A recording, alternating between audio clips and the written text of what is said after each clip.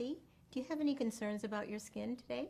Your learning objectives for mastering the examination of the skin are to assess the color, moisture, temperature, texture, and mobility of the skin, to identify vascular and purpuric lesions, suspicious tumors and nevi, and to identify abnormalities of the hair and nails. Common or concerning symptoms relating to the skin include hair loss, rash, moles, and changes in the nails. By eliciting the patient's concerns before the examination, you prepare for an examination that is efficient and productive. Okay, so you have some concerns about some skin moles or lesions that you've seen on your skin recently? I've just noticed that I seem to have a couple more. Clinicians play an essential role in educating patients about early detection of suspicious growths, protective measures for skin care, and the hazards of excessive sun exposure. Be prepared to advise your patient about the awareness and detection of the major types of skin cancers. Instruct the patient in the ABCDE method for assessing moles, and if possible, show the patient photos of melanomas and basal and squamous cell carcinomas for reference. The skin is the heaviest single organ of the body.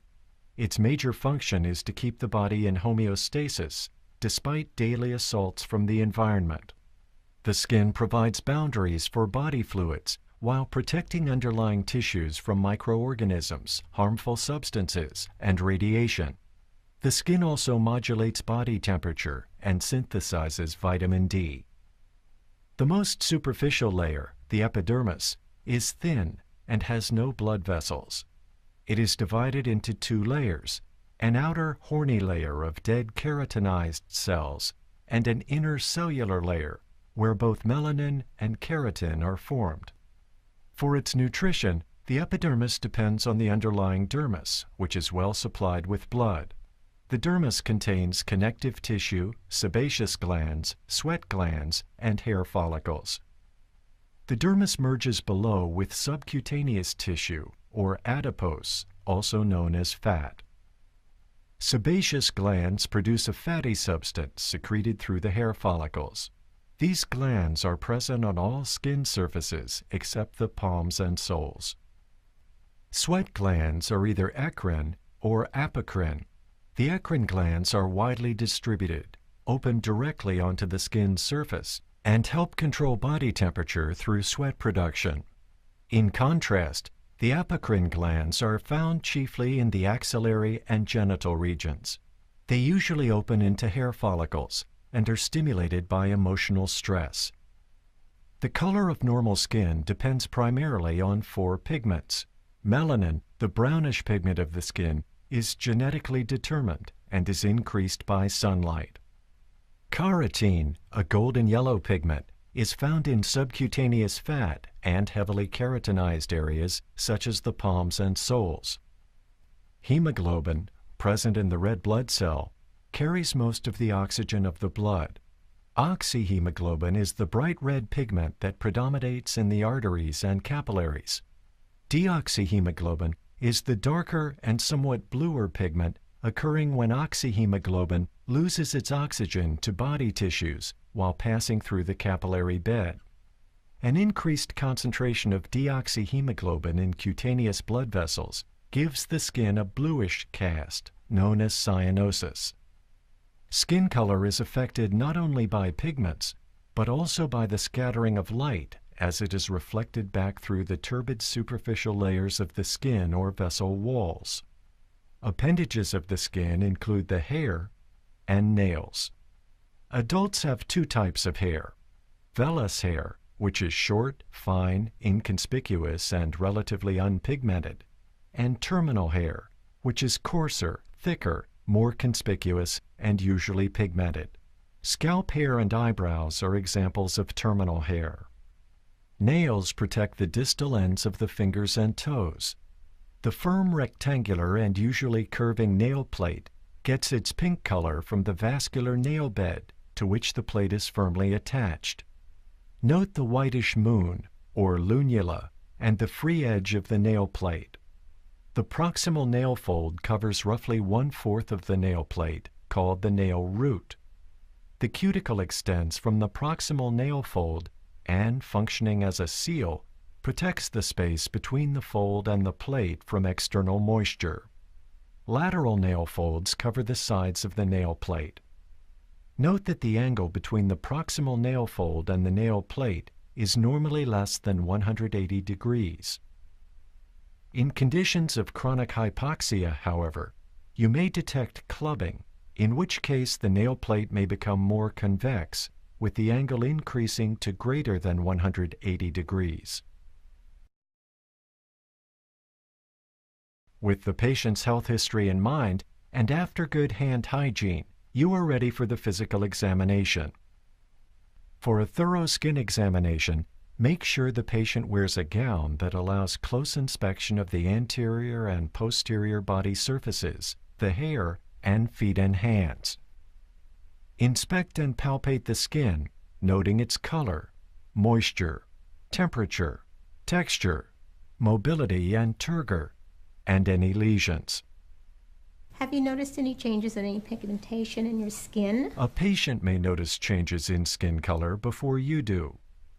Ask if the patient has noticed any such changes, specifically increased pigmentation, most often increasing brownness, or loss of pigmentation, redness, pallor, cyanosis, or yellowing of the skin. The red color of oxyhemoglobin and the pallor resulting from a lack of it are best assessed where the horny layer of the epidermis is thinnest and causes the least scatter, at the fingernails, lips, and mucous membranes, particularly those of the mouth and palpebral conjunctiva. In dark-skinned persons, inspecting the palms and soles may also be useful. Central cyanosis is best identified in the lips, oral mucosa, and tongue. The lips can also turn blue in the cold, and melanin in the lips may stimulate cyanosis in darker-skinned people. Cyanosis of the nails, hands, and feet may be central or peripheral in origin. Anxiety or a cold examining room may cause peripheral cyanosis. Look for the yellow color of jaundice in the sclera. Jaundice suggests liver disease or excessive hemolysis of red blood cells. Jaundice may also appear in the palpebral conjunctiva, lips, hard palate, undersurface of the tongue, tympanic membrane, and skin. To see jaundice more easily in the lips, blanch out the red color by pressure with a glass slide. Here, jaundice is not present. For the yellow color that accompanies high levels of carotene, look at the palms, soles, and face.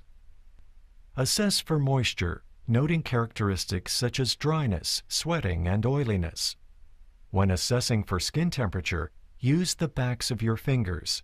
Carefully note the temperature of any red areas. Characteristics of texture include roughness and smoothness. To assess mobility, lift a fold of skin and note the ease with which it lifts up.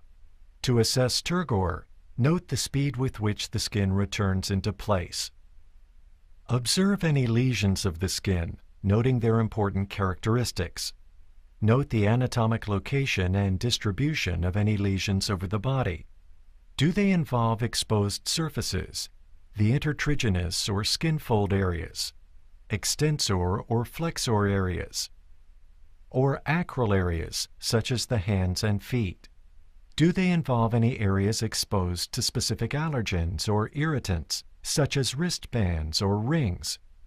Describe the type of lesion. Is it a macule or flat on the skin surface, like a café au lait spot? Is it raised, or a papule seen in psoriasis? Is it a vesicle that is palpable and fluid-filled, or a nevus or pigmented lesion? If possible, find and inspect representative and recent lesions that have not been traumatized by scratching or otherwise altered. Note their patterns and shapes. Are the lesions linear, clustered, annular, that is, in a ring, arciform, that is, in an arc, or dermatomal, meaning covering a skin band that corresponds to a sensory nerve root. Finally, note the color of the lesions. When examining nevi, apply the ABCDE method for assessing melanomas. Inspect for asymmetry, irregular borders, color variation, especially blue or black mixed with white and red, diameter larger than 6 millimeters, and evolution or change in size, symptoms, or morphology. Also learn to recognize the raised, pearly, sometimes reddish lesions of basal cell carcinomas and the roughened, hyperkeratotic, flaking, reddish lesions of squamous cell carcinomas. These carcinomas are often in sun-exposed areas. Reference a well-illustrated textbook of dermatology or online source so that you can broaden your knowledge of skin disorders and related systemic diseases. Accurate description of lesions and their location and distribution, combined with the history and overall physical examination, will gradually build your clinical acumen. Look at the back of your leg, see if you can see some of the areas that you're concerned about. Teach the patient the best techniques for self-examination of the skin, as recommended by the American Academy of Dermatology. Inspect and palpate the hair. Note its quantity, distribution, and texture.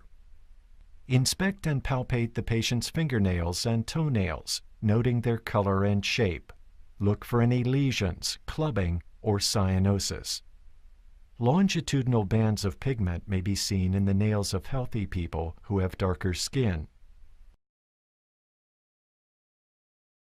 Remember that a clear, well-organized clinical record, employing language that is neutral, professional, and succinct, is one of the most important adjuncts to patient care.